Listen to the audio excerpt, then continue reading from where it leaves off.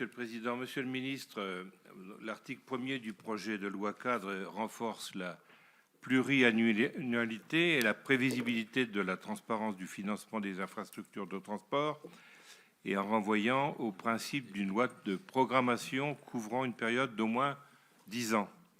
Et chaque loi de programmation va être préparée par un audit indépendant de l'état des infrastructures, ce qui va permettre de mesurer aussi l'évolution de la dette grise et qui sera soumise à l'avis du Conseil d'orientation des infrastructures. Ça, c'est une bonne chose. Mais donc, Monsieur le ministre, vous êtes aussi un ardent défenseur du développement ferroviaire, et c'est une volonté que je partage bien sûr pleinement.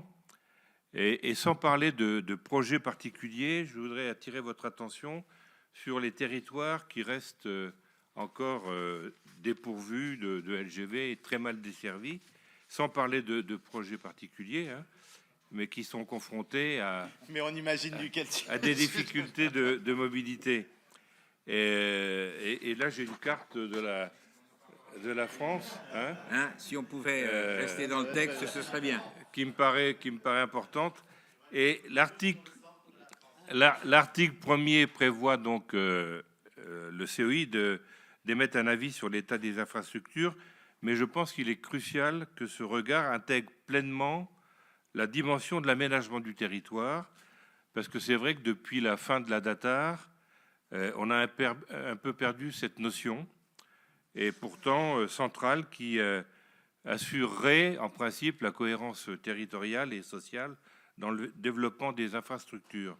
Donc je souhaite donc vous demander, Monsieur le Ministre, solennellement, de vous assurer que le COI prendra en compte l'aménagement du territoire dans ses analyses et recommandations, afin que la loi de programmation ne se limite pas à une approche technique ou financière ou de saturation, mais qu'elle contribue également à réduire les déséquilibres territoriaux et à renforcer l'accessibilité de toutes les régions de France. Merci. La parole est à Damien Michelet. Merci, Président. Monsieur...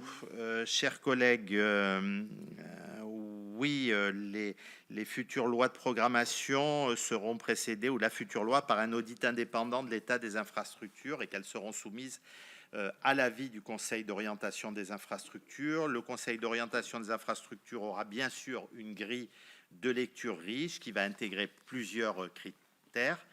Et ça me permet de répondre à d'autres collègues qui ont parlé du COI. Nous n'attendons pas la fin des concessions autoroutières. Nous allons agir dès maintenant. Et je dirais que ce travail va se faire de manière parallèle. Pour répondre à votre question, pour la plupart d'entre vous, le Conseil d'orientation des infrastructures devra me rendre son travail à la fin du mois de mars. Je rappelle que c'est, par rapport à ce que vous disiez, monsieur le sénateur Jacquin, moi, c'est quelque chose, comme son nom l'indique, qui va orienter les choix. Mais je pense que les choix doivent rester aux politiques. Et quand je dis aux politiques, c'est pas qu'au ministère, c'est au territoire, c'est aux parlementaires, c'est aux élus locaux. C'est un éclairage qui est indispensable parce qu'il y a des gens compétents au sein du Conseil d'orientation des infrastructures qui ont une expérience de ce genre de projet, mais la décision doit rester aux politiques. Ce que va proposer le Conseil d'orientation des infrastructures ne va pas totalement me lier, ni nous lier. Quand je dis moi, c'est pas moi qui vais prendre entièrement les décisions, ce sera en lien avec vous. Donc vraiment, l'idée, c'est de pouvoir utiliser ce travail qui va être, je pense, aussi riche que précédemment, de pouvoir avoir des perspectives sur la montée en puissance financière si on veut mener à bien les projets. Mais la décision doit rester une décision politique, une décision des territoires. Et c'est en ce sens que j'entends le travail qui est réalisé, qui a été réalisé par le Conseil d'orientation des infrastructures. Et bien sûr que le Conseil d'orientation des infrastructures ne souhaite pas oublier les territoires et va donner ses avis, ses orientations sur un certain nombre de projets. Allez, Sénateur Pointreau n'a pas pu poser les questions, mais je vais quand même apporter une petite réponse. Aujourd'hui, on n'a pas besoin de la loi cadre et de la loi de programmation pour régénérer un certain nombre de lignes d'aménagement du territoire qui existent dans notre pays. Et je pense que la ligne POLT, ça vous parle, monsieur le sénateur. C'est 250 millions qui sont investis aujourd'hui en régénération cette année. Quand je dis aujourd'hui, c'est cette année. Au final, à la fin de la rénovation totale de POLT, entre les infrastructures et le matériel, ce sera 2 milliards.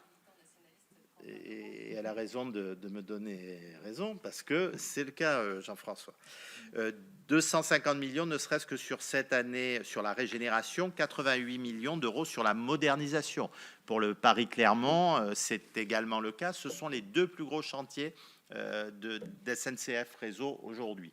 Donc, avec un niveau d'investissement qui ne sera plus de 3 milliards, mais qui sera de 4 milliards et demi, ça va nous aider à terminer le financement de ces projets, mais ils sont déjà en cours et à un niveau particulièrement élevé.